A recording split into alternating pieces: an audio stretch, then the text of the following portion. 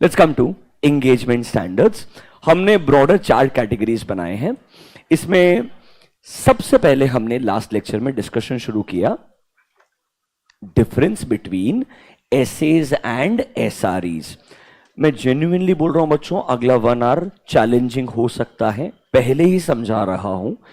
Very high probability चीजें आपको bounce होकर चले जाएगी, थोड़ा फोकस ज्यादा कीजिएगा। एंड ऑब्वियसली ये स्लॉट भी डेंजरस है 2 to 3 अपने आप के अंदर। अगर आप नहीं प्रिपेयर्ड हो तो मेरे को पहले बता दो, मैं बीकॉम लेवल चीजें पढ़ा देता हूं, मुझे कोई दिक्कत नहीं है। बट क्या और रिदम ब्रेक हो जाएगा आपका, कल उसको वापस से जाने के लिए मतलब will have to spend lot of time. Genuinely ये चीज समझने के लिए बहुत इंपॉर्टेंट है। एक वापस से ओवरव्यू देता हूं। मैंने आपको basic difference between audit and review क्या बताया था, वो डिफरेंस समझिए, फिर हम आगे बढ़ते हैं। Sir, we talked about standards on auditing that is called as SAs. Sir, statutory audit के लिए एक एंगेजमेंट स्टैंडर्ड्स बनाए हैं, we call them as auditing standards. And remember, statutory audit किया जाता है for historical financial information. Which information guys? Historic. What is the historical financial information? कुछ transaction या इवेंट्स जो हो चुके हैं, they are being recorded. Now I will call them as a historical financial information. Normally इनका हमें audit करना होता है। एंड ऑब्वियसली जब मैं ये ऑडिट करता हूं, what kind of assurance I am looking for? I am looking for a reasonable assurance. It is a high level assurance, but it is not absolute assurance। ये आपको बताया कि नहीं बताया? मतलब सर ये रीजनेबल assurance एक हाई लेवल assurance है, बट ये एब्सोल्यूट assurance नहीं है। अब सर आपको बोला कि ऑडिट के अलावा भी कुछ एंगेजमेंट्स हो सकते हैं, we can call them as review engagements. और मैंने आपको एक बहुत अच्छा एग्जांपल भी दिया कि लिस्टेड कंपनीज के केस में हमारे क्वार्टरली रिजल्ट्स का क्या होता है? रिव्यू होता है। एंड जो कंपनी का स्टैट्यूटरी ऑडिटर होता है ना, उसको ही बोलते हैं रिव्यू करने के लिए। तो मतलब कंपनी का इंडिपेंडेंट ऑडिटर ही क्या करने वाला है? इंटरिम फाइनेंशियल इंफॉर्मेशन का रिव्यू करने वाला है। अब sir, what is the major difference between audit and review? Sir, audit के अंदर we are looking for which information? Historical financial information. Review में भी information same ही रहेगा. It will be my historical financial information only, but the difference is in assurance level. Audit में कौन सा assurance level चाहिए हमको? Reasonable assurance. Review में क्या assurance मिलेगा? That is called as limited assurance. देखो ब्रैकेट्स में मैंने क्या लिखा है? Lower than reasonable assurance. It will be less than the reasonable assurance, क्योंकि हमारे ऑडिट प्रोसीजर्स यहां पर जो है ना पूरे होते ही नहीं है। My procedures are also less than the normal audit procedure. हम लोग यहां पर नॉर्मली किस पे रिलाई करते हैं? इंक्वायरी एंड एआरपी पे। What is ARP guys? Analytical review procedure. इधर टेस्ट ऑफ डिटेल एक्चुअली में नहीं आता है, जो कहां पर आता है? ऑडिट के अंदर आता है। ये एक तरीके से मेजर डिफरेंस है between audit and a review. अब सर, एसेज तो बहुत सारे हमारे पास में, 200 सीरीज, 300, 400, 5, 6, 7, 8। एसआरईज जो होते हैं वो सिर्फ 2 ही हैं। कौन कौन से? SRE 2400 and SRE 2410। ऑनेस्टली दोनों आपके सिलेबस में नहीं है, एग्जाम्पल लिख के दिए हैं, बट इसमें 2410 जानना जरूरी है। यहां पर रिव्यू होगा इंटरिम फाइनेंशियल इंफॉर्मेशन का, बट रिव्यू कौन करेगा? कंपनी का स्टैट्यूटरी ऑडिटर। इसके अलावा बाकी सारे रिव्यू एंगेजमेंट कहां चले जाएंगे? 2400 में चले जाएंगे। अगर आपको याद होगा, I still remember showing you this report, if I'm not wrong, Tata Motors का। तब शायद आपको इतना नहीं समझा होगा, होपफुली आज आपको शायद समझ में आएगा। आइए, BSR & Company, can you see limited review report on unaudited CFS of Tata Motors Limited? Can you see? It's a unaudited, मतलब ये ऑडिट नहीं हुआ, सिर्फ रिव्यू है। And the report is called as LR report, that is called as limited review report। आइए, ये paragraph number 3 पढ़िए। Read this paragraph number 3. Probably today you should be able to understand. देखो, we conducted our review in accordance with standard on review engagement. कौन सा है? SRE 2410. What is the name? Review of interim financial information performed by independent auditor, क्योंकि BSR statutory auditor है। बीएसआरई क्या है? Statutory audit. तो उन्होंने रिव्यू किया क्या? हाँ, ये रिव्यू का रिपोर्ट है। देखो, a review of interim financial information consist of making inquiries primarily with the persons who are responsible for accounting and applying analytical and other review procedure। यहां पर जनरली क्या नहीं आता है? टेस्ट ऑफ डिटेल नहीं आता है। देखो, a review is substantially less in scope than audit जो हम कंडक्ट करते हैं एज पर एसेस। इसीलिए हमारा जो अश्योरेंस लेवल रहेगा वो भी कंपेरेटिवली क्या रहेगा? कम रहेगा। एंड हम क्या नहीं एक्सप्रेस करते हैं? ऑडिट ओपिनियन एक्सप्रेस नहीं करते। थोड़ा समझ में आ रहा है क्या? आप जब रिव्यू की रिपोर्ट बनाओगे उसमें क्लियरली एम्फसाइज करोगे कि भाई ये रिव्यू है ना कि ऑडिट, दोनों में गैप होता है। तो सर रिव्यू करते ही क्यों है? क्योंकि review for listed companies SEBI का रिक्वायरमेंट है। किसका रिक्वायरमेंट है? सेबी का। वो बोलते हैं साल के एंड में ऑडिट हो जाएगा, क्वार्टरली रिजल्ट्स को ऑडिट करवाना कंपलसरी नहीं है। बच्चों, इसका मतलब ये नहीं है कोई भी कंपनी क्वार्टरली रिजल्ट्स को ऑडिट नहीं करवा सकता है। अगर कंपनी चाहे तो ऑडिट भी करवा सकता है, बट रिक्वायरमेंट किसका है? रिव्यू का है। एंड याद है क्या, ऑडिट तो वैसे भी ज्यादा डिटेल में होने वाला है। तो अगर मैं क्वार्टरली रिजल्ट्स को ऑडिट करवा लूं तो क्या ना इसे रिव्यू नहीं करवाया तो चलेगा क्या? हाँ, क्योंकि वो audit will be more detailed than my review. Is that clear to you? तो कहीं कहीं आपको क्वार्टरली रिजल्ट्स में ऑडिटेड वर्ड दिख जाए तो घबराना मत। कभी कभी हम क्वार्टरली रिजल्ट्स का ऑडिट भी कर सकते हैं। ये डिपेंड करता है क्या कंपनी ऑडिट करवाना चाहता है, क्या ऑडिटर उन टर्म्स को अग्री करता भी है या नहीं। Is that clear to you? थोड़ा समझ में आ रहा है क्या? क्या आपको basic difference between review and audit 100% clear है क्या? रिव्यू इसके अलावा कभी भी करवाया जा सकता है, बट रिमेंबर इसमें इंफॉर्मेशन हमेशा क्या रहेगी? हिस्टोरिकल फाइनेंशियल इंफॉर्मेशन रहेगी। कौन सी रहेगी? Historical financial information. मेरे हिसाब से 2 मिनट स्पेंड कीजिए, इस पूरे पेज में जो जो लिखा है एक बार ऑब्जर्व कीजिए। एंगेजमेंट स्टैंडर्ड्स 2 पार्ट में डिवाइड किया, पर फोकस किस पे कर रहे हैं? एसएस पे एंड एसआरईस पे। बाकी दोनों पढ़ाए नहीं है सर। दोनों के केस में इंफॉर्मेशन कौन सा है? Historical financial information. यहां पर कौन सा? अश्योरेंस, रीजनेबल, और वहां पर limited. Is that lower than reasonable? Yes. इधर क्या टीओडी आएगा? नहीं आएगा। इधर क्या आएगा? सिर्फ इंक्वायरी एंड एआरपी आएगा। इधर के एग्जांपल्स क्या क्या है? 2400 and 2410। Is that clear to you? और इधर एसएस के एग्जांपल्स तो बहुत सारे आपको मालूम है, 200, 300, 400, 500। Is that clear to you? इतना समझ में आया क्या?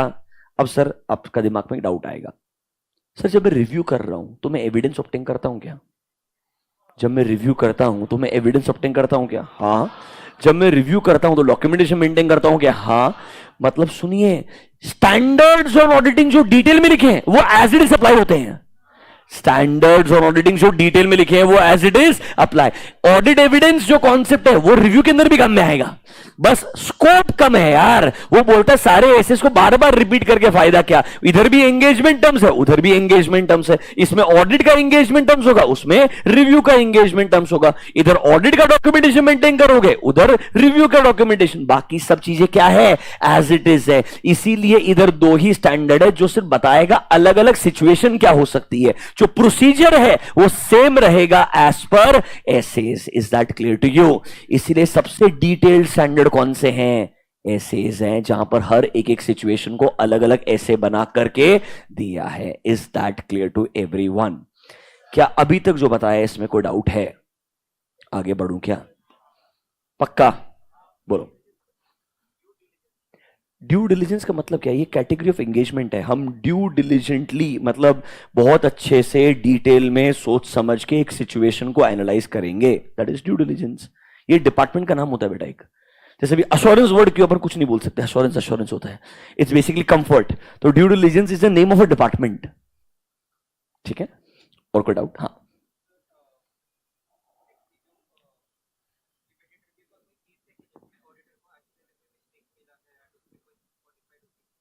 हाँ, बहुत केसेस मिल जाएंगे इसमें, क्या बहुत नॉर्मल है। आई गिव यू बहुत सारे सैंपल भेज दूंगा, लिस्टेड कंपनी से बहुत कॉमन है, but it's very easy because ultimately उसका इंपैक्ट फाइनल ऑडिट रिपोर्ट में मिल जाता है।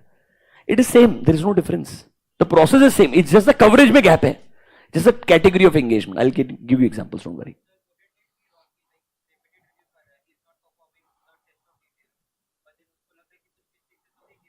अरे नहीं देते बेटा ऐसा, मैं तुझे वही बोल रहा हूं, जब तक मुझे कोई नहीं मिला तो मैं नॉर्मल प्रोसीजर लाके कंटिन्यू कर देता हूं। इसीलिए मैंने तुमको एक सिचुएशन बताया, why partners are not comfortable only with inquiry and analytical. वो टीओडी साथ में करवाता है, उसे डर लगता है कि मैं जनरल इंक्वायरी और एनालिसिस करके छोड़ दूंगा ना, गलतियां नहीं मिलेगी मेरे को। इसीलिए वो क्या कर रहा है, पैरेलली टेस्ट ऑफ डिटेल करवा रहा है। इसीलिए तो ये 2410 बनाया है, क्योंकि तू कंपनी का स्टैट्यूटरी ऑडिटर भी है। तो रिव्यू तो साइड लाइन एक रिपोर्ट बनाने के लिए हो गया, बट एक्चुअली तेरा ऑडिट चल रहा है। इसीलिए तुम्हारा इन्फोसिस टीसीएस का ऑडिट रिपोर्ट 10 दिन में साइन हो जाता है। बोला था तुमको साल के एंड में 10 दिन में रिपोर्ट साइन हो जाएगा, क्योंकि साल भर ऑडिट हो चुका है। We don't skip it like that, we actually perform audit and if I am not comfortable we delay the review date. हम बोलते थे हम एलआर साइन नहीं करेंगे ऑब्वियसली। और कोई टेक्निकल डिफरेंस पूछो बिंदास, आई एम हैप्पी। इस स्लॉट में तुमने क्वेश्चन पूछा तो मतलब मैं खुश हूं। हाँ बोलो। ऑब्वियसली हम जो एलआर में काम कर रहे हैं ना, क्या वो ऑडिट में काम में आएगा? हाँ, रादर हम अज्यूम करके चलते हैं वो ऑडिट का पार्टी है।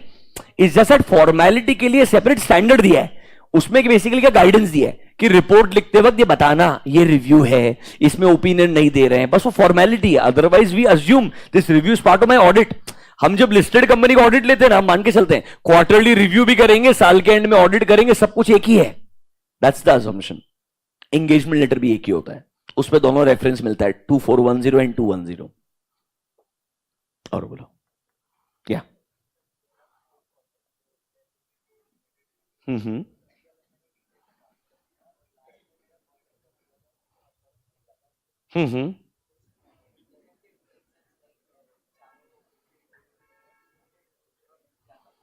अरे हम वही तो मैं बोल रहा हूं, बोलने के लिए लिमिटेड रिव्यू है।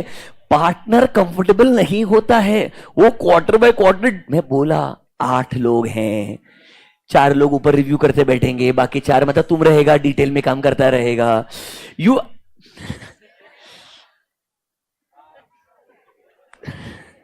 सर ये बनाया है क्यों? अरे ये इसलिए बनाया क्योंकि अगर हर केस में ऑडिट करने के लिए गए, I tell you the problem. आपका अप्रैल मई जून क्वार्टर खत्म हो गया, अब अगर बाद में हर लिस्टेड कंपनी का क्वार्टर अप्रैल में जून में खत्म होगा, तो हर किसी का रिव्यू एक साथ में शुरू नहीं हो सकता है। रिव्यू शुरू होगा 5 दिन बाद, 10 दिन बाद, 15 दिन बाद। अगर वो पूरा ऑडिट करने के लिए जाएगा, वो बोलेगा मैं 3 महीने के ऑडिट के लिए मेरे को 15 दिन चाहिए, तो आपका जो क्वार्टरली रिजल्ट है उनका रिपोर्टिंग डिले होते जाएगा। ऐसा होगा सेकंड क्वार्टर खत्म होने वाला और क्वार्टर 1 का रिजल्ट अभी आ रहा है। अरे इस वजह से उन्होंने बोला रिव्यू अगर रहा तो जल्दी खत्म हो जाएगा, बिकॉज रिव्यू में प्रोसीजर कम लगाना है। 5 दिन में 7 दिन में रिव्यू हो जाएगा, तो आप विद इन 30 डेज रिपोर्ट तो कर पाओगे, वरना क्वार्टरली रिजल्ट ही डिले हो जाएंगे बेटा।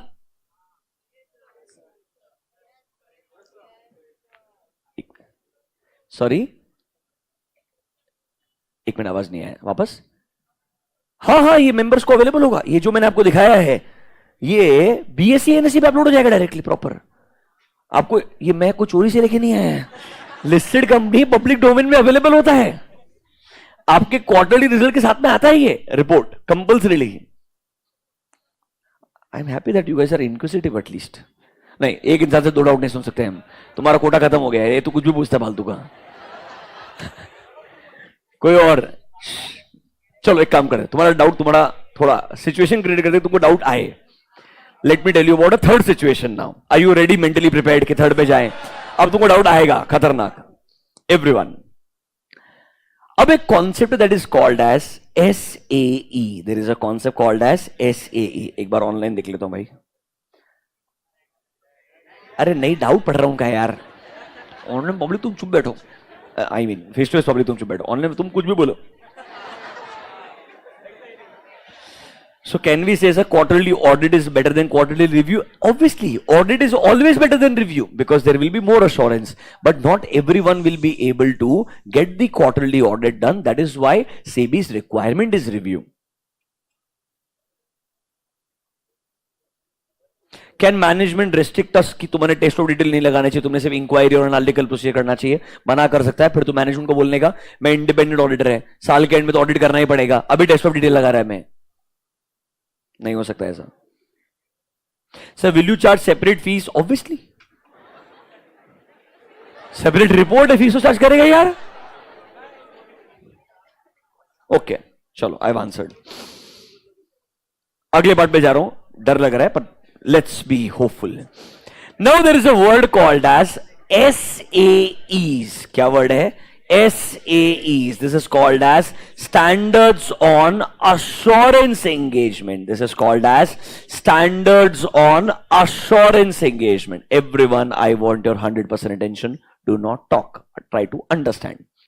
ये SAE क्या है? सबसे पहली चीज तुम्हारे दिमाग में डाउट आएगा, सर ये ऑडिट अश्योरेंस का पार्ट है या अलग है? पहले तो ये बता दो, is audit same as assurance और इज अश्योरेंस डिफरेंट? अलग अलग है ऑडिटिंग एंड अश्योरेंस या सेम है?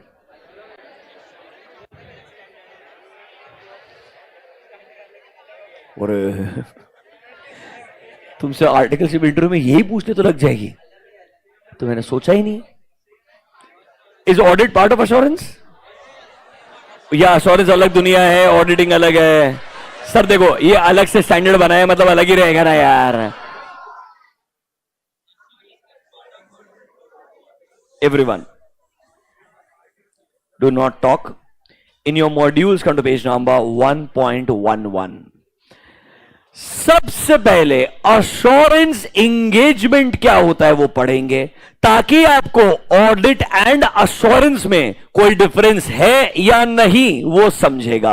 Everyone read along with me meaning of the word assurance engagement. देखो क्या बोलता है, एक ऐसा एंगेजमेंट जहां पर एक प्रैक्टिशनर, क्या वर्ड यूज किया है? प्रैक्टिशनर। अज्यूम कर लीजिए प्रैक्टिशनर यहां पे एक चार्टर्ड अकाउंटेंट है। प्रैक्टिशनर यहां पर क्या है? एक चार्टर्ड अकाउंटेंट है with COP। COP is called as certificate of practice. So we are talking about a chartered accountant with certificate of practice. वो हमारे लिए क्या कहलाएगा? प्रैक्टिशनर कहलाएगा। जो एक्सप्रेस करता है एक कंक्लूजन। क्या करता है? एक्सप्रेस करता है एक कंक्लूजन। मतलब सुनिए, अगर मैं ऑडिट करता हूं, ऑडिट करने के बाद रिपोर्ट दूंगा, that will be my opinion. मैं रिव्यू करता हूं, रिव्यू करने के बाद भी एक रिपोर्ट दूंगा, that will be not an audit opinion but it will be a conclusion. But it will be a conclusion कि कुछ गलतियां है या नहीं है। मैं अगर ये SAEs में अश्योरेंस एंगेजमेंट आएगा, वो भी काम करता हूं, तब भी मैं एक रिपोर्ट दूंगा और मैं बाद में उसमें अपना कंक्लूजन दूंगा। मतलब सुनिए, अश्योरेंस एंगेजमेंट एक ब्रॉडर वर्ड है जिसमें ऑडिट भी आता है, रिव्यू भी आता है, एंड जो आप अगला कैटेगरी पढ़ने जाएंगे अश्योरेंस एंगेजमेंट्स, जिसके 3 एग्जांपल्स आएंगे, वो चीजें भी अश्योरेंस का पार्ट है। मतलब ये auditing is actually part of assurance. Auditing is part of assurance. Assurance का मतलब होता है एक क्वालिफाइड इंसान इंडिपेंडेंटली कोई इंफॉर्मेशन को एग्जामिन करेगा।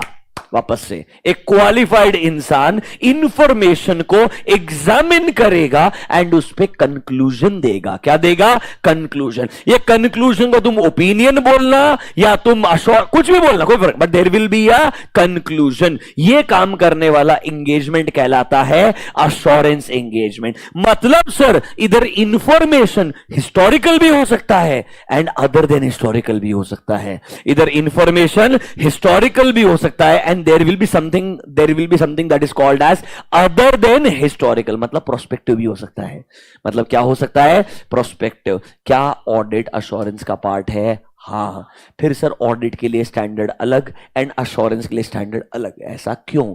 क्योंकि ऑडिट अपने आप में बड़ा इंडस्ट्री बन गया, उसको एक सेपरेट कैटेगरी ऑफ स्टैंडर्ड बनाना जरूरी हो गया ताकि लोग कंफ्यूज ना हो। क्योंकि ऑडिट आज की तारीख में अपने आप में एक बहुत बड़ा इंडस्ट्री है, इसीलिए लोगों ने बोला ऑडिट के लिए अलग से स्टैंडर्ड्स बना दो। इसके अलावा बाकी जितने भी एंगेजमेंट्स रहेंगे उनको हम अलग स्टैंडर्ड में डाल देंगे। That standard is called as SAE, that is called as standards on assurance engagement. Sir, is audit part of assurance? हाँ। रादर बहुत सारे फॉर्म में जब आप अप्लाई करने के लिए जाएंगे वो पूछेंगे विच डिपार्टमेंट, वो आप पूछेंगे ऑप्शन क्या क्या है, वो बोलेगा assurance department and tax department. तो बोलेगा मेरे को ऑडिट में अप्लाई करना है, मतलब it is part of assurance. समझो क्यों? तुम ये मत सोचना वो अश्योरेंस में मेरे को वो एसेईज वाले एंगेजमेंट मिलेगा, एसेज नहीं मिले। They both are together. When they say assurance, it means audit, review and SAE, all three. Is that clear to you? पक्का समझ में आया क्या? ये डेफिनेशन अभी बाकी नहीं पढ़ाऊंगा क्योंकि इसके कुछ एलिमेंट्स पढ़ाने पड़ेंगे। प्रैक्टिशनर क्या होता है, सब्जेक्ट मैटर क्या होता है, क्राइटेरिया क्या होता है, बहुत सारे वर्ड समझाने पड़ेंगे। जब वो समझेंगे तो आपको ये डेफिनेशन समझेगा। अभी के लिए is auditing part of assurance? हाँ। Is auditing part of assurance? हाँ। Is that clear to you? मतलब सर हमारे पास क्या क्या ऑप्शन है? ऑडिट, रिव्यू, कुछ दोनों में फिट नहीं होता, उसके लिए थर्ड कैटेगरी बनाया है। पर अभी भी आप एग्जामिन करोगे, अभी भी आप क्या करोगे? एग्जामिन। और अभी भी आप क्या दोगे? कंक्लूजन दोगे। आप एग्जामिन करोगे पर क्या दोगे? कंक्लूजन। एग्जाम्पल समझिए। बैंकिंग कंपनी ने आपको बोला आप अपने प्रोजेक्टेड फाइनेंशियल स्टेटमेंट्स दो। क्या दो? आपके प्रोजेक्टेड मतलब 31 मार्च के अगले साल, उसके अगले साल प्रोजेक्शंस क्या है? I want prospective data, I want prospective data, budgeted data. अब कैन आई से it is not my historical, क्योंकि ये तो फ्यूचर इवेंट्स पे डिपेंडेंट है ना यार। जब आप प्रोजेक्शन करोगे, बजट बनाओगे, it is dependent upon my future events, जो हो भी सकते हो और नहीं भी होंगे। बराबर है कि नहीं है? क्या आप 100% प्रिडिक्ट कर सकते हो? क्या नहीं। तो कैन आई से इनका ऑडिट नहीं हो सकता है। इनका क्या नहीं हो सकता है? ऑडिट। क्योंकि ऑडिट हमेशा किसका होता है? हिस्टोरिकल फाइनेंशियल इंफॉर्मेशन का होता है। ऑडिट किसका होता है? हिस्टोरिकल फाइनेंशियल इंफॉर्मेशन का। मतलब एक थर्ड कैटेगरी आएगी जिसको हम बोलेंगे SAE, full form is called as standards on assurance engagement. और इसमें कौन सा इंफॉर्मेशन आएगा? prospective financial information, and that will be related to future events. That will be related to future events. क्या हम पहली बार हिस्टोरिकल से बाहर गए हैं क्या? अभी तक हम ऑडिट रिव्यू दोनों में कहां पर थे?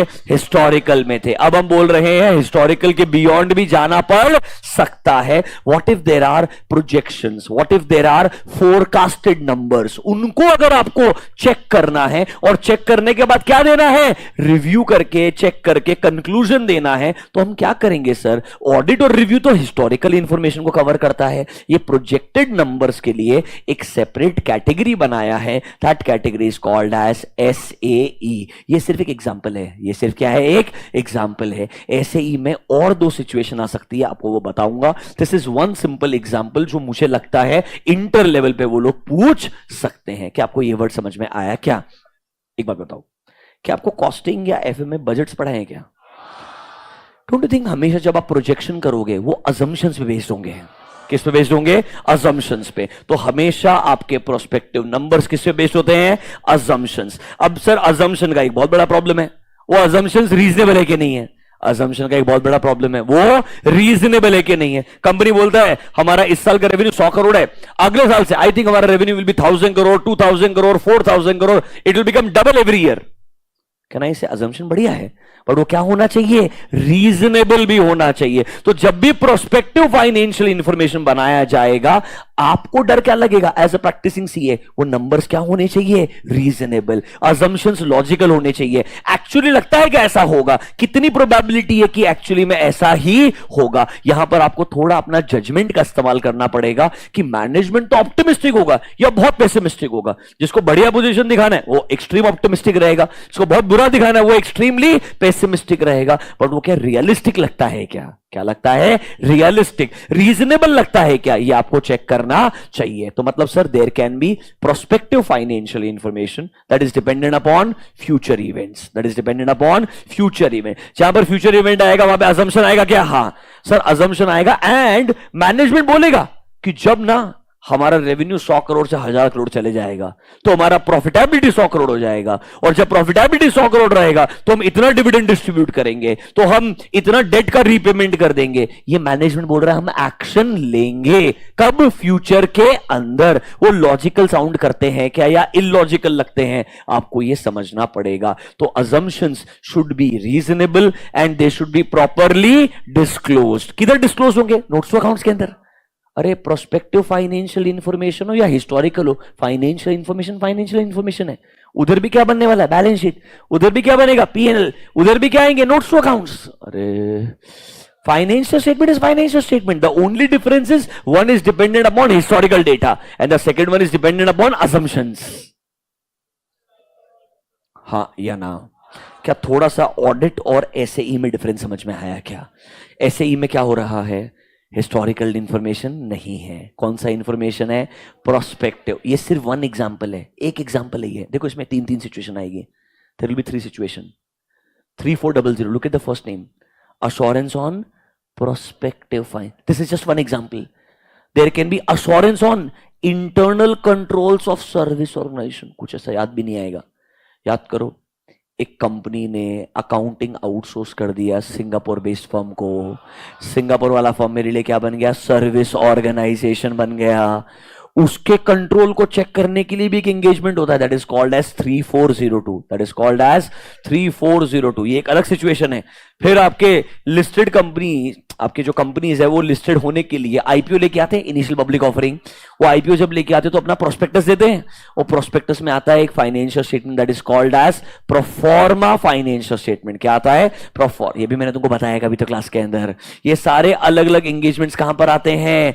अश्योरेंस एंगेजमेंट में आते हैं। मस्त बाउंसर जा रहा होगा, पर एटलीस्ट ये तो समझ में आ रहा ना कि they are not audit, they are not review. मतलब there is work beyond audit and review also, जहां पर हम प्रोजेक्टेड नंबर्स पे हमारा कंक्लूजन दे सकते हैं, जहां पर हम प्रोफॉर्मा फाइनेंशियल स्टेटमेंट चेक कर सकते हैं, जहां पर हम सर्विस ऑर्गेनाइजेशन के भी कंट्रोल। समझाऊंगा एग्जांपल देके, घबराओ मत, धीरे धीरे। अभी तक सिर्फ मैं समझाना चाहता हूं, there is something called as prospective financial information. इसके लिए ना ऑडिट नहीं होता है, इसके लिए ना रिव्यू नहीं होता है, इसके लिए एक सेपरेट एंगेजमेंट बनाया है, that is called as SAE, that is called as standard on assurance engagement. थोड़ा दिमाग में एक्सेप्टेंस आ रहा है क्या? हाँ या ना? देखो ऑनेस्टली, जो आईसीआई का एक्सपेक्टेशन था कि तेरे को audit versus review versus assurance जो पता होना चाहिए, वो तेरे को बता दिया है मैंने। आईसीआई का एक्सपेक्टेशन नहीं खत्म हो गया है, इसके बियॉन्ड कुछ भी नहीं है। पर मुझे बहुत डर है कि जो तुझे मैंने बताया है तुझे कितना समझा है। क्या थोड़ा थोड़ा ऐसा लग रहा है क्या? कुछ कुछ वर्ड्स तो समझ में आए, कुछ कुछ, पर थोड़े थोड़े बाउंसर भी गए। अब एक काम करें, अभी तक जितना पार्ट बताया है उसके अराउंड कुछ सेंटेंसेस लिखे, वो स्टेप बाय स्टेप धीरे धीरे करके रीड करें, ताकि जो हमने अभी तक सुना है वो स्ट्रीमलाइन कर लेते दिमाग के अंदर कि हमको एक्चुअली में समझा है या नहीं समझा है। आगे बढ़ेंगे, there are lot of such examples. अभी तो एसआरएस बाकी है, एसक्यूसी बाकी है, बहुत स्टैंडर्ड्स हैं, there are lot of them, पर सब बता दूंगा एक साथ में तो खिचड़ी बन जाएगी, you will not get a clarity. क्या थोड़ा थोड़ा डिस्कशन शुरू करें? पक्का? चलो आइए, समझेगा, डरो मत यार। आइए, पेज नंबर 1.11। ये पूरा पार्ट छोड़ दो, this I will explain separately. What is assurance engagement, ये पूरा एक्सप्लेनेशन दूंगा।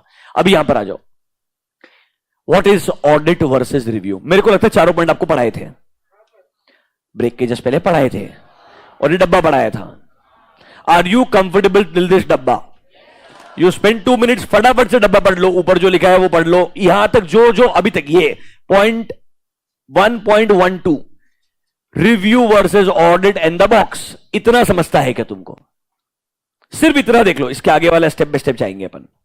It's on page number 1.12।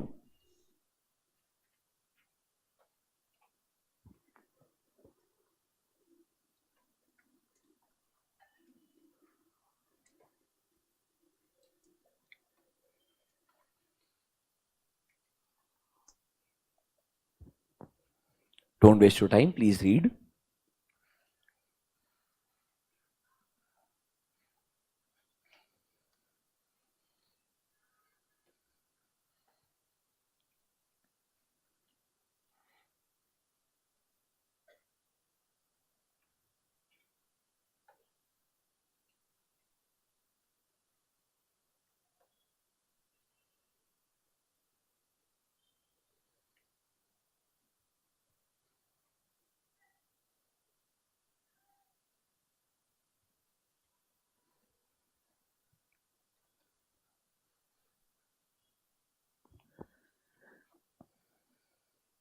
Did you understood this? Limited assurance will provide lower level of assurance than audit. It is only a moderate level. Can I say audit में high level बोल दिया, review में moderate level? अपने हिसाब से बोल रहा है, ऐसा कोई moderate level word नहीं होता है।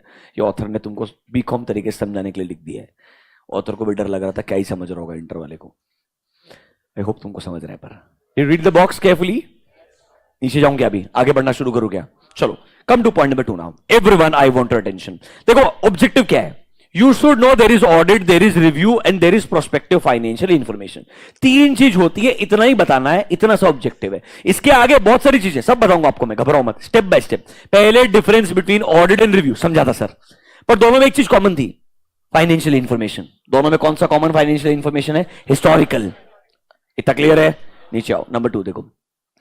Besides reasonable assurance engagement and limited assurance, can I say reasonable वाले के ऊपर लिखो audit and limited के ऊपर लिखो review।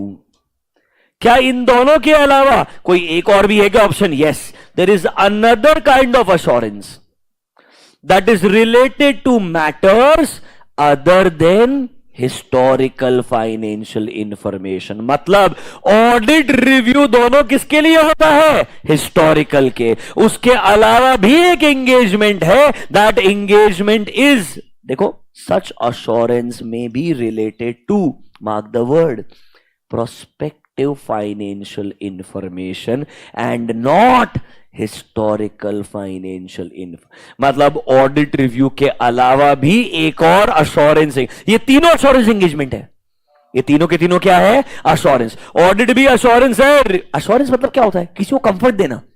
ऑडिट में चेक करके कंफर्ट दोगे, रिव्यू में चेक करके कंफर्ट दोगे, एक में ओपिनियन दोगे, एक में कंक्लूजन दोगे, बट कंफर्ट ही दे रहे हो ना किसी ने किसी को यार। किसी ने किसी को कंफर्ट देना मतलब रिपोर्ट बना के देना।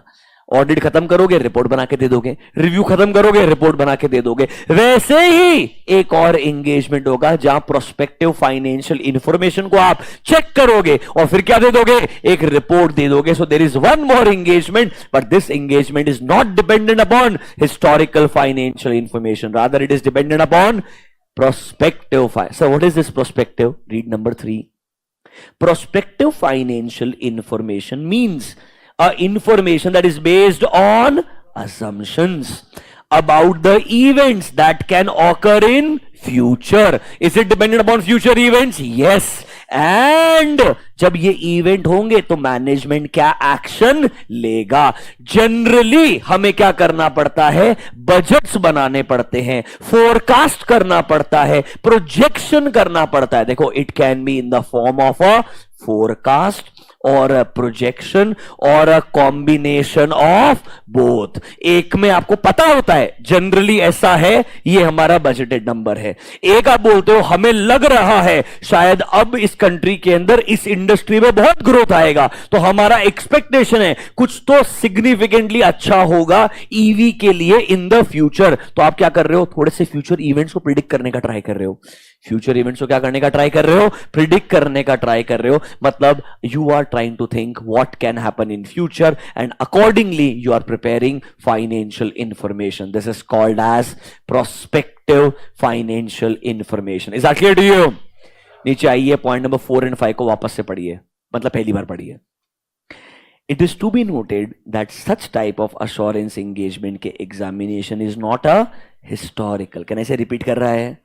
नंबर 5 पढ़ के देखिए, ये बताएगा what is the difference between historical and prospective finding. बहुत टफ है sir. there is a difference in historical and prospective. अब मैं सिर्फ 2 ही वर्ड यूज करूंगा, historical and prospective.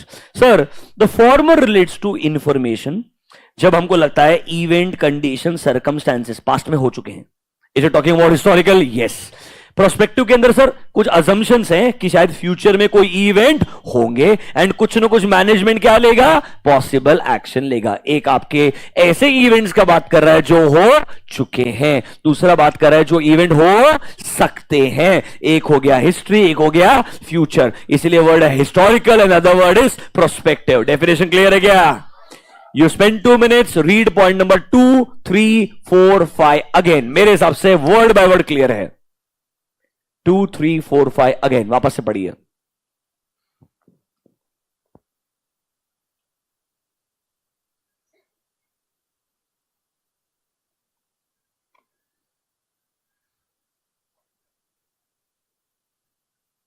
वापस बोल। ऑडिटर फ्यूचर वाइबिलिटी, इसलिए ऑडिट नहीं है। Auditor can not comment on the future viability of the business, इसीलिए तो ऑडिट नहीं है बेटा। इसीलिए वो सेपरेट कैटेगरी ऑफ एंगेजमेंट बनाया है। अगर वैसा होता तो अश्योरेंस एंगेजमेंट अलग बनाना ही नहीं पड़ता। ये मैं बोलने वाला था थोड़ी देर बाद में, तूने पूछ लिया, अच्छा किया। मतलब तू एटलीस्ट जग रहा है, मतलब सही सोच रहा है वो। अगर ऑडिटर फ्यूचर वायबिलिटी पे कमेंट कर पाता तो प्रोस्पेक्टिव पे भी ऑडिटर काम कर लेता। और मतलब उसके लिए अलग से स्टैंडर्ड बनाने की जरूरत नहीं पड़ती। वो अलग जरूरत क्यों पड़ती है? क्योंकि audit is all about historical data. इसीलिए प्रोस्पेक्टिव के लिए एक अलग एंगेज, मतलब बेसिकली पता है क्या, बीकॉम लेवल अगर एक qualified chartered accountant with COP historical numbers का ऑडिट कर सकता है, हिस्टोरिकल नंबर्स का रिव्यू कर सकता है, प्रोस्पेक्टिव नंबर्स के ऊपर अश्योरेंस दे सकता है। ये सारा काम किसको अलाउड है? Chartered accountant with COP. बस अलग अलग स्टैंडर्ड्स हैं। एक के लिए एसएज है, एक के लिए एसआरईज है, एंड एक के लिए एसएईज है। घबराओ मत, एसआरएस भी है। एक और दुनिया आएगी अभी तो, there will be one more combination. जाने दीजिए, अभी तक यहां तक सर्वाइव कर पा रहे हैं क्या? इस point number 2, 3, 4, 5 clear to you? यार सिंपल है यार, ये तुम रोने का जरूरत नहीं है, ये बिल्कुल बेसिक तुमको मैंने स्टेप बाय स्टेप टुकुर टुकुर करके बताया। पहले ऑडिट रिव्यू खेला तुम्हारे साथ में, तुमको पूरा डिफरेंस 4 बार बताया, तुमको सही में ऐसा लगा, तुमको समझ में आया, मतलब आया तुमको समझ में है, you know what I mean right? फिर तुमको बताया दे आर बोथ हिस्टोरिकल। तुम्हारे लिए पहली बार मैं समरी बना के लाया हूं जिंदगी में। तुमको तुमने देखा क्या आज से मेरे को कभी समरी बनाते हुए? मेरे को पता था कि तुमको बाउंड्री जाने वाला है, मतलब मैं जिंदगी में कभी लिखेगा ही नहीं, मेरे को कॉन्सेप्ट ही समझता नहीं। बोला इतना बढ़िया चीजें बता देना चाहिए। मेरे को लगा नहीं, ये दोपहर में 2 से 3 के बीच मस्त करेंगे। तो इसलिए हिस्टोरिकल मैचिंग मुझे मालूम था वो अलग है, इसके लिए उसको अलग पेज पे लेके गया, दैट इज प्रोस्पेक्टिव। अरे और मैं शेयर करूंगा आपके साथ में पहली बार लिखा तो शेयर भी करूंगा यार, इसमें क्या है।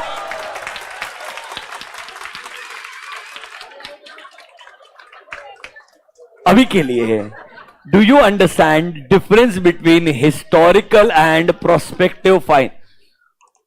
जेन्युइनली इधर आईसीआई ने एमसीक्यू बनाए ना, तुम ऐसा रोग है ना पेपर के अंदर है, वो क्वेश्चन देखने का तुमको समझेगा भी नहीं, पूछ क्या रहे।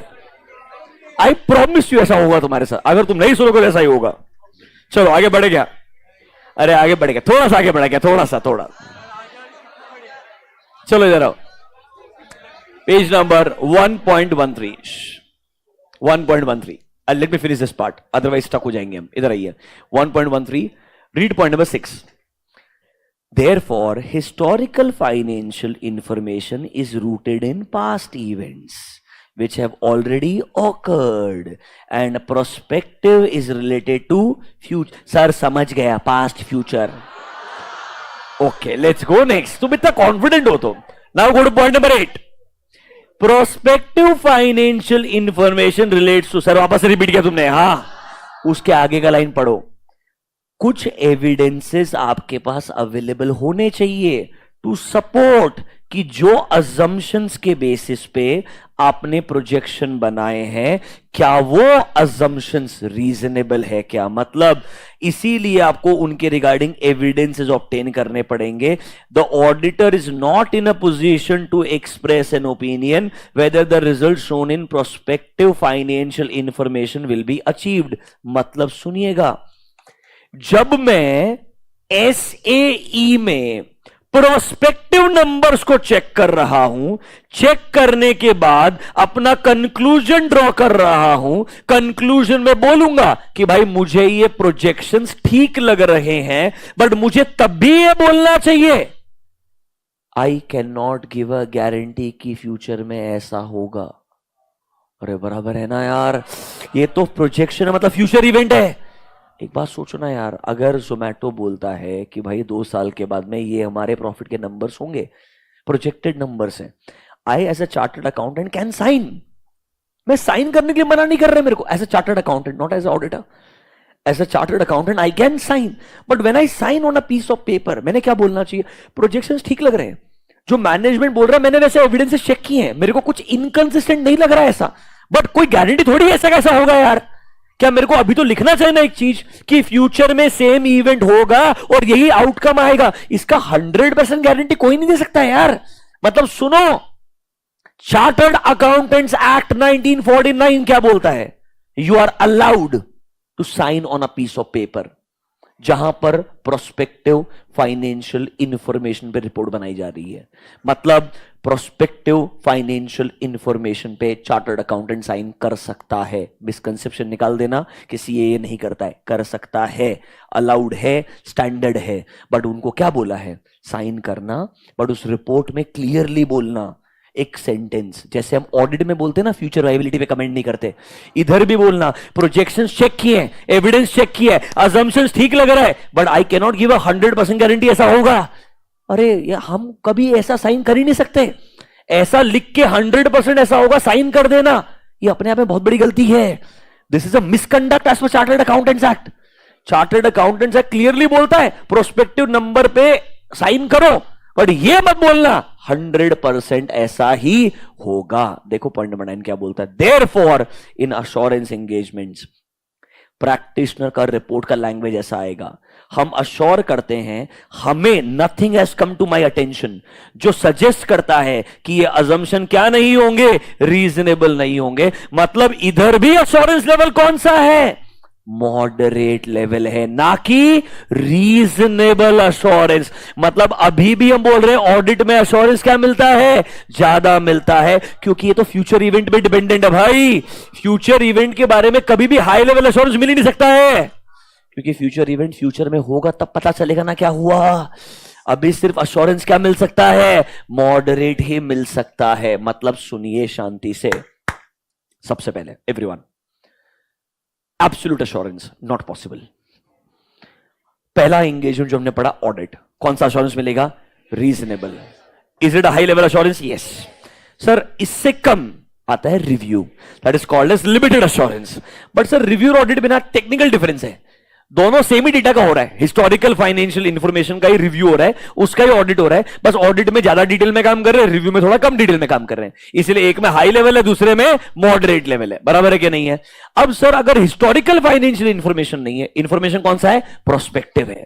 इंफॉर्मेशन कौन सा है? Prospect. It's a projection, it's a budget, it's a forecast. क्या हम उनको भी चेक कर सकते हैं? हाँ। क्या उसको ऑडिट रिव्यू में कवर करेंगे? नहीं। क्या उसका सेपरेट स्टैंडर्ड है? हाँ। सर इस बार में रिपोर्ट पे साइन कर सकता है? यस।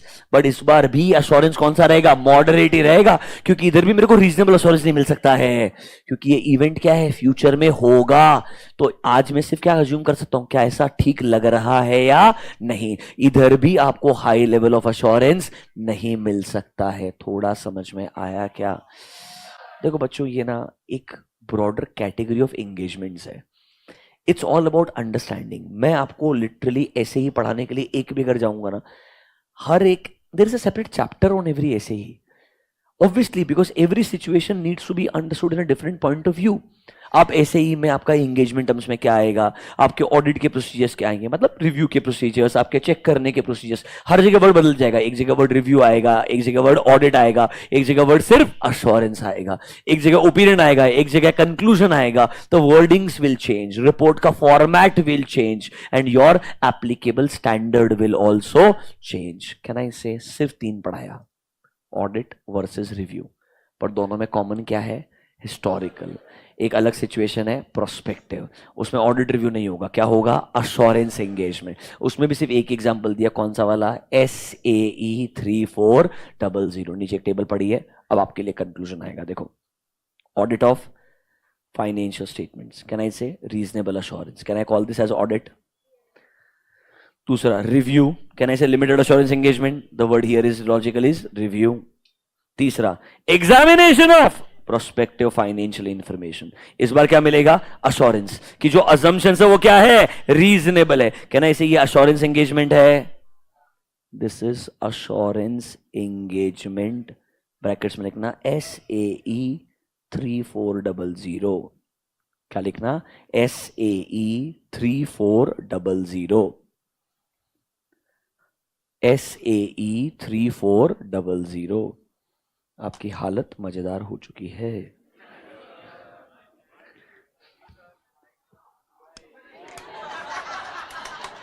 मैंने जानबूझ के किया। अभी मेरे को बताओ, ये वाला बताऊं कि नहीं बताऊं आपको, या ड्रॉप कर दूं? एक बार ट्राई करोगे पढ़ने का लास्ट वाला, या आज नहीं बताने, कल बता देने का? कल बताने का ना सर। एक बार नाम तो देखो ना जरा, report on controls operating at an organisation, assurance regarding design and operation. बताने का है या छोड़ देने का है? सर छोड़ दो यार, एक एग्जाम्पल है सर, क्यों परेशान कर रहे हो आप हमको? अच्छा एक बात बताओ, jokes apart, if I give you a proper PDF of this, क्या आप ये डिवीजन करके खुद के लिए लिख लोगे? Difference between audit and review, इतना कर लोगे आप? पक्का कर लोगे? एसएई के अंदर जो मैंने आपको पढ़ाया अभी तक, prospective financial information related to future event, यहां पर अजम्पशंस का इस्तेमाल होगा एंड पॉसिबल एक्शन। हमें देखना पड़ेगा वो रीजनेबल है क्या, एंड ये अजम्पशंस क्या होने चाहिए, प्रॉपर्ली डिस्क्लोज होना चाहिए। और लैंग्वेज को क्या लिखा है?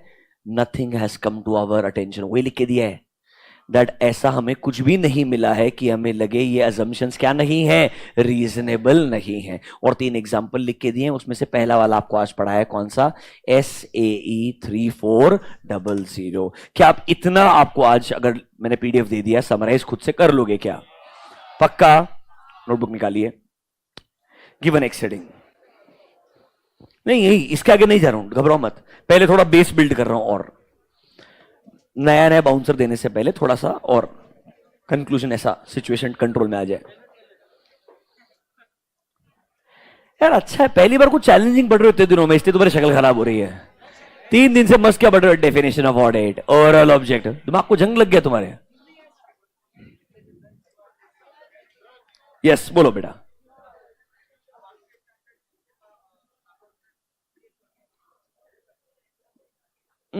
अभी रुक जा, मैंने कंप्लीट नहीं किया, इसलिए सिर्फ एक एग्जांपल बताया, सब बताऊंगा, डोंट वरी, टेंशन मत ले, I will explain you everything. इतना आसान नहीं है बेटा।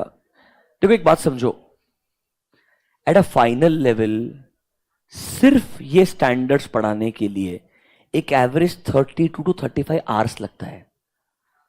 32 से 35 आवर्स, तुमने अभी तक 3.5 घंटे भी नहीं सुना है, तो तुम ये एक्सपेक्ट नहीं कर सकते हो मेरे को एक ही बार में सब समझ में आ जाए। Please understand, there is a process. हाँ मेरे लिए चैलेंज क्या है, सच्ची बोलूंगा आपको मैं, क्योंकि वो सब कुछ आपके सिलेबस में है ही नहीं, बस सबके हेडिंग है।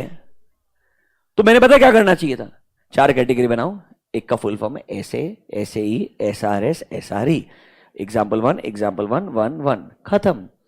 फिर टेबल बोलने का, difference between audit and review. कितना अच्छा जिंदगी होता, अभी तक सिलेबस ही खत्म हो जाता चैप्टर 1 का। मैं आपको बस ये बोल रहा हूं, थोड़ा पेशेंस रखो, ये प्रोसेस थोड़ा लेंदी है जो मैं फॉलो कर रहा हूं, but trust me, by the end of tomorrow's lecture you will reach a level, anyone asks you any way of differentiating these 4, you will be able to, but you need to be little patient till the end of tomorrow's lecture, ऐसा लगेगा पर हो जाएगा, trust me।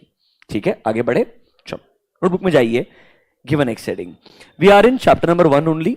Chapter 1 में हमने कितने point लिख लिए मुझे बताइए? 7 पॉइंट्स लिख लिए, बराबर है। Write down point number 8, write down point number 8, elements of an assurance engagement. Elements of an assurance engagement. Elements of an assurance engagement. Elements of an assurance engagement. Under elements, write down point number A. 3 important parties. Number A, 3 important parties. 3 important parties. Divide them in 3 parts. 3 arrow बनाइए ऐसा। 3 important parties, argue मत कीजिए, बहुत simple सी चीज है। 3 important parties, divide them in 3 parts. Number 1 will be called as responsible party. Number 1 will be called as responsible party. Second one will be called as practitioner. पहला है responsible party, दूसरा है practitioner, and तीसरा है intended users. Responsible party, practitioner, intended user. मतलब sir कोई भी assurance engagement के अंदर बेर मिनिमम 3 पार्टीज होनी चाहिए। 1 will be called as responsible party, second will be called as practitioner, third will be called as intended user. Assume कीजिए statutory audit is a assurance engagement. बहुत simple है, सुनिएगा। Assume कीजिए statutory audit is a assurance engagement. अब मुझे बताओ statutory audit कौन करता है? Chartered accountant. Chartered accountant with COP will be called as practitioner. Chartered accountant with COP will be called as practitioner. Sir हम ऑडिट किसका करते हैं? फाइनेंशियल स्टेटमेंट्स का। किसका ऑडिट करते हैं? फाइनेंशियल स्टेटमेंट्स का। They will be called as subject matter. They will be called, अभी लिखो मत, मैं बताऊंगा। I will tell you what to write. वापस से अज्यूम कीजिए statutory audit is an example.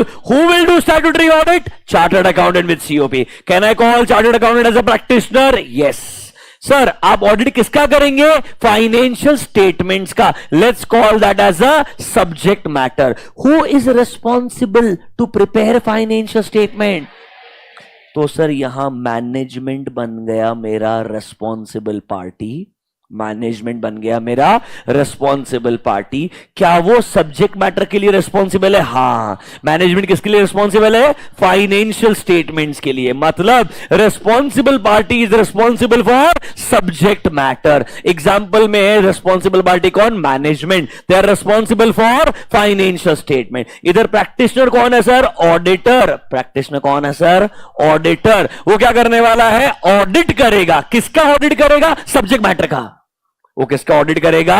Subject matter का। एंड सर मैं ऑडिट किसके लिए करता हूं? यूजर्स के लिए। किसके लिए करता हूं? यूजर्स। सो इंटेंडेड यूजर मतलब जब एक प्रैक्टिशनर अपना चेकिंग करके रिपोर्ट बना के देगा तो उसे रिलाई कौन करने वाला है? जो लोग रिलाई करने वाला है वो लोग क्या कहलाएगा? यूजर्स कहलाएगा। 3 वर्ड समझा क्या?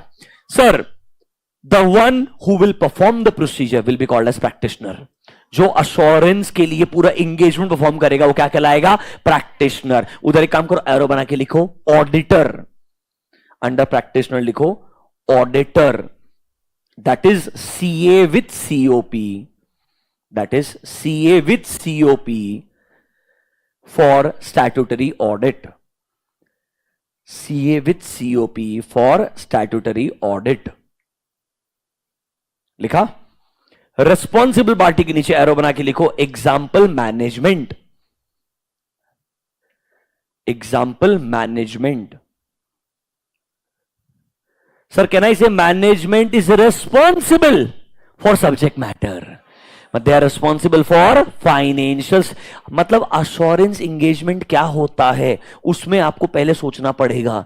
हम सर क्या चीज चेक करने वाले हैं? ये प्रिपेयर कौन करने वाला है? एग्जामिन कौन करने वाला है? एंड रिपोर्ट किसको बना के देंगे? रिपोर्ट जिसके लिए बनाए जाएंगे वो लोग क्या कहलाएंगे? Intended user. The name itself is self explanatory. The one who is going to use the report of practitioner. The one who is going to use the report of practitioner. Is that clear to you? आपने sir elements में number A लिखा 3 important parties. Under element write down point number B. Under element write down point number B. Subject matter. Number B subject matter dash करके लिखो। For example, financial statements. For example, financial statements or information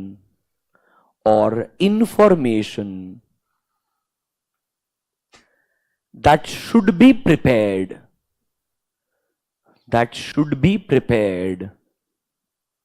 by responsible party. Should be prepared by responsible party, that is management.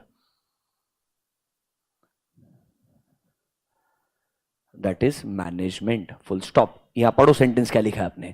मतलब अगली बार जब भी subject matter बोलेंगे, मतलब जिस भी इंफॉर्मेशन को मैं चेक करूंगा वो इंफॉर्मेशन क्या कहलाएगा? सब्जेक्ट मैटर कहलाएगा। जिस भी इंफॉर्मेशन को मैं चेक करूंगा वो क्या कहलाएगा? Subject matter. अब ये बनाएगा कौन? हमेशा मैनेजमेंट ही बनाएगा यार। Can I call that them as a responsible party? Can I call them as responsible party? अब ये सब्जेक्ट मैटर को चेक कौन करेगा? Practitioner. That is the auditor. Is that clear to you? अच्छा एक बात बताओ, ये फाइनेंशियल स्टेटमेंट कैसे बनाने चाहिए? As per applicable FRF. ये एप्लीकेबल एफआरएफ कहलाएगा क्राइटेरिया। क्या कहलाएगा? क्राइटेरिया। नोटबुक में जाओ, लिखो point number C. suitable criteria.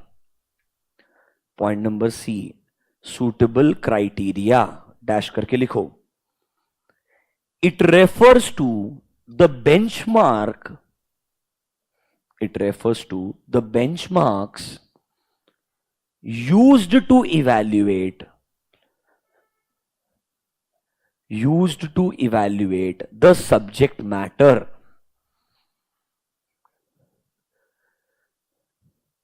For example, to evaluate financial statements. For example, to evaluate financial statements, criterias can be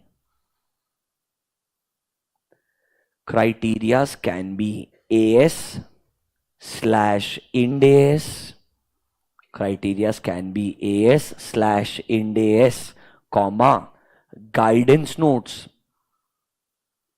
comma, applicable laws, guidance notes, comma, applicable laws and regulations,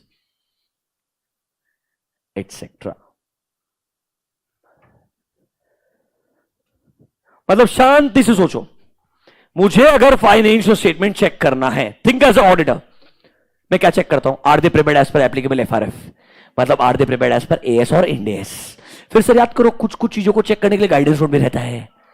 control check करने के लिए guidance notes है, 143 के लिए guidance notes था, कारों के लिए गाइडेंस नोट्स था. अरे हाँ या ना? तो कहना इसे सब्जेक्ट मैटर को चेक करने के लिए कुछ ना कुछ क्राइटेरियाज रहेंगे. ये आपके एएस इंड एस हो सकते हैं, ये आपके गाइडेंस नोट्स हो सकते हैं, ये आपके लॉज एंड रेगुलेशंस हो सकते हैं, ये आपके रेगुलेटरी अथॉरिटी का गाइडलाइन हो सकता है. इट कैन बी एनीथिंग जिसके बेसिस पे हम चेक करेंगे सब्जेक्ट मैटर बराबर है या नहीं है. कहना इसे मैनेजमेंट ने फाइनेंशियल स्टेटमेंट बनाते वक्त ये सब कंप्लाई करना चाहिए. ऑडिटर ने इन्हीं फाइनेंशियल स्टेटमेंट को चेक करते वक्त देखना चाहिए सब कंप्लाई किया है क्या. It's like assertions are applicable for management as well as for auditor. वापस से 2 मिनट में रिवाइज करवाता हूं, सुनिएगा फटाफट से. लास्ट में सर 3 इंपॉर्टेंट पार्टीज है. कोई भी एश्योरेंस एंगेजमेंट के अंदर 3 पार्टीज रहेगी, चाहे वो ऑडिट है, रिव्यू है, जनरल एश्योरेंस है, हर जगह पे 3 पार्टीज रहेगी. एक पार्टी जो इंफॉर्मेशन बनाने के लिए रिस्पॉन्सिबल है, will call them as responsible party. वो जो इंफॉर्मेशन बनाएगा वो इंफॉर्मेशन सब्जेक्ट मैटर कहलाएगा. क्या कहलाएगा? Subject matter. वो इंफॉर्मेशन बनाने के पीछे कोई ना कोई क्राइटेरिया होगा. क्या होगा? कोई ना कोई क्राइटेरिया. तो कहना इसे this responsible party, subject matter, criteria, all 3 are related. इन्होंने इंफॉर्मेशन बनाना चाहिए एज पर क्राइटेरिया. उस इंफॉर्मेशन को चेक कौन करेगा? प्रैक्टिशनर. कहना इसे ये एग्जामिनर हो गया, जो क्या करने वाला है? सब्जेक्ट मैटर को एग्जामिन करेगा कि तुमने एज पर क्राइटेरिया इंफॉर्मेशन बनाया कि नहीं बनाया. हाँ या ना? सर आप जो रिपोर्ट बना के दोगे उसे यूज कौन करेगा? Intended user. तीनों पार्टी, सब्जेक्ट मैटर, क्राइटेरिया, तीनों समझ में आ गया होगा. यस और नो? इसीलिए बोलते हैं statutory audit is the assurance engagement, क्योंकि वो सारी चीजों को फुलफिल करता है. क्योंकि ऑडिट ये सब चीजों को क्या करता है? फुलफिल करता है. Can I say that is why audit is the assurance engagement? Yes. Point number 4 बहुत टफ है, मैं आपको लिखवाऊंगा भी नहीं, सिर्फ हेडिंग पढ़ो. क्या मुझे इसके लिए ऑडिट एविडेंस ऑब्टेन करना पड़ेगा? आपको मालूम है sufficient is quantity, appropriate is quality. Already आपको पता है ये चीज. ये ऑडिट एविडेंस के बाद आखिरी में क्या करने वाले? रिपोर्ट देने वाले होना यार. अरे ऑडिट करोगे तब भी रिपोर्ट आएगा, रिव्यू करोगे तब भी रिपोर्ट आएगा, अश्योरेंस रहेगा तब भी क्या आएगा? तो नोटबुक में जाओ, under element write down point number D. Under element point number D, obtain sufficient and appropriate evidence. Audit word use मत करना, क्योंकि ऑडिट के अलावा भी एंगेजमेंट्स है इस बार. Obtain sufficient and appropriate evidence. अरे ऑडिट में भी सफिशिएंट एंड अप्रोप्रिएट लगता है, आपको रिव्यू के अंदर भी सफिशिएंट अप्रोप्रिएट लगेगा, एंड अदर एश्योरेंस के लिए भी. अरे एविडेंस तो एविडेंस है ना यार. यहां पे सफिशिएंट का मतलब है क्वांटिटी एंड अप्रोप्रिएट का मतलब है क्वालिटी. एरो बना दो, सफिशिएंट के नीचे लिख दो क्वांटिटी, अप्रोप्रिएट के नीचे लिख दो quality. Sufficient is quantity, appropriate is quality. ये सब करने के बाद आखिरी में रिपोर्ट बना के देना पड़ेगा. That is your point number E. Point number E. A written assurance report. A written assurance report. A written assurance report in appropriate form. A written assurance report in appropriate form. भाई आपको proper report बना के देना पड़ेगा, चाहे वो audit report हो, चाहे वो रिव्यू रिपोर्ट हो, चाहे वो अश्योरेंस। कैन आई से, अब आपको समझा होगा ये सब चीजें मिलके क्या बनाता है एक अश्योरेंस एंगेज। कैन आई से is audit and assurance engagement?